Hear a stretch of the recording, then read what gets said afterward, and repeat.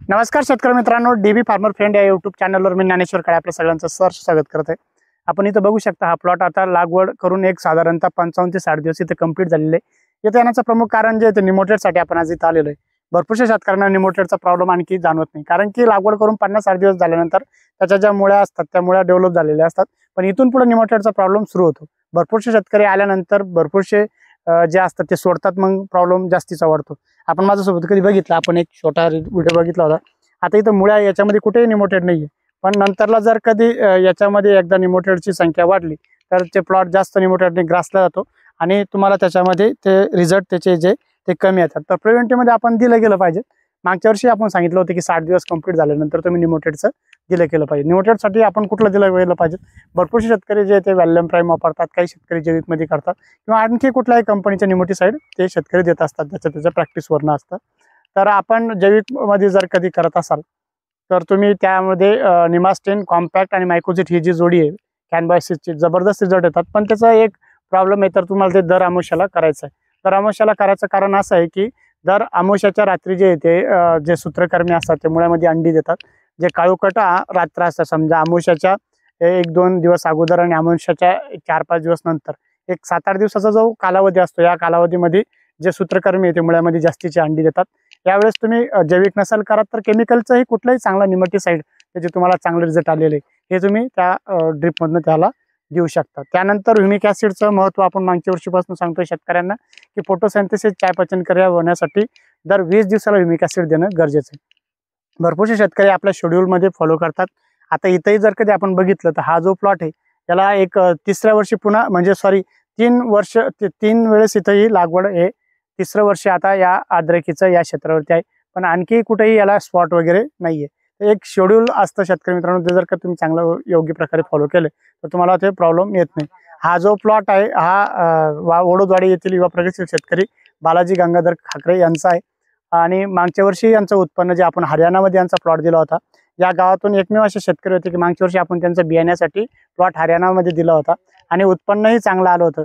शेतकरी मित्रांनो, भरपूरशा ठिकाणी आता टेम्परेचर वाढलेलं आहे आणि भरपूरशा ठिकाणी कंदकूज वगैरेही मोठ्या प्रमाणात चालू झालेली, पण या क्षेत्रावरती आपण जर कधी सुरदूर बघितलं, त्या कोपऱ्यातही बघितलं, इकडेही जर कधी तुम्ही बघितलं तर तुम्हाला कळेल की कुठेही प्रॉब्लेम नाहीये।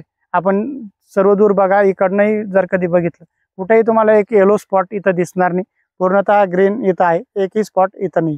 पण हा बॅक्टेरियल करपा खूप मोठ्या प्रमाणात आलेला आहे। बॅक्टेरियल करपा येण्याचं प्रमुख कारण असतं की थंड गरम वातावरण झालं की तिथं जीवाणूजन्य करपा येतो। आपण मागे एक शॉर्ट व्हिडिओ बनवला होता, त्याच्यासाठी आपण फवारणी रिकमेंडेशन केलं होतं। तुम्हाला जर कधी बेस्ट रिझल्ट घ्यायचे असेल तर आपण सांगितलं होतं की डायझोटॉप आणि वायल एक्स्ट्रा ही जी कॉम्बिनेशन आहे 15 दिवस तुम्हाला प्रोटेक्शन देतं। त्याचं कारण हे तसं आहे की 4 बुरशीनाशक एकत्र आलेले, म्हणजे 4 बुरशीनाशक तुम्हाला घ्यायचं नाही, 2च बुरशीनाशक घ्यायचे, पण त्याच्यात 4 बुरशीनाशकचे कंटेन आहे।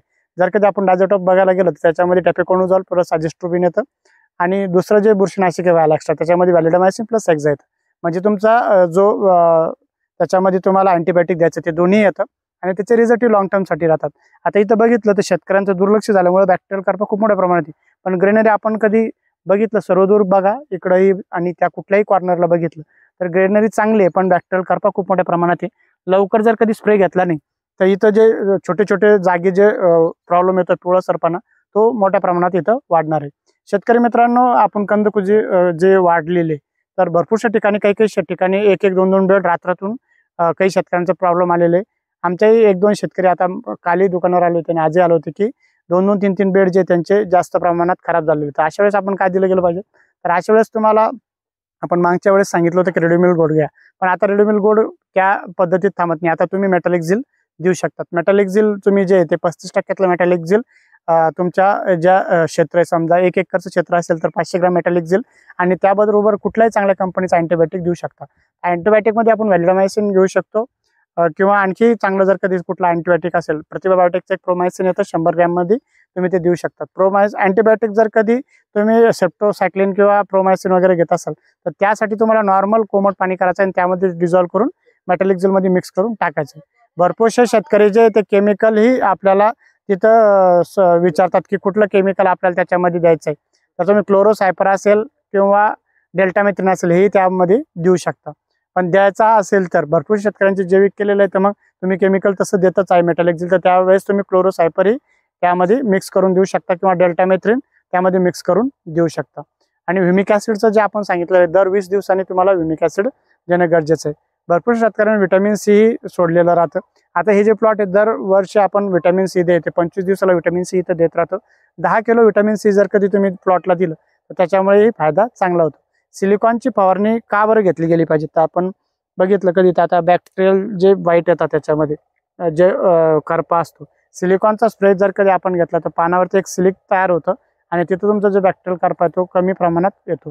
शेतकरी मित्रांनो, आणि फर्टिलायझरचं कसं नियोजन केलं पाहिजे, आता भरपूरशा दिवसाचा पाण्याचा खंड आहे, 3-4 दिवसापासून पाणी सोडलेलं नाही तर वरून जे जमीन आहे टेम्परेचर वाढतं तर तुमचा जो ओलावा आहे तो थोडा मेंटेन ठेवला गेला पाहिजे।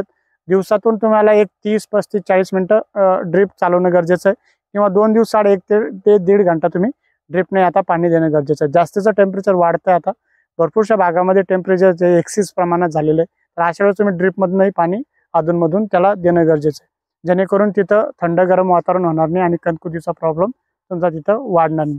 शेतकरी मित्रांनो, जर कधी आमचा व्हिडिओ आवडला असेल तर व्हिडिओला शेअर आणि फॉलो करायला विसरू नका। धन्यवाद शेतकरी मित्रांनो।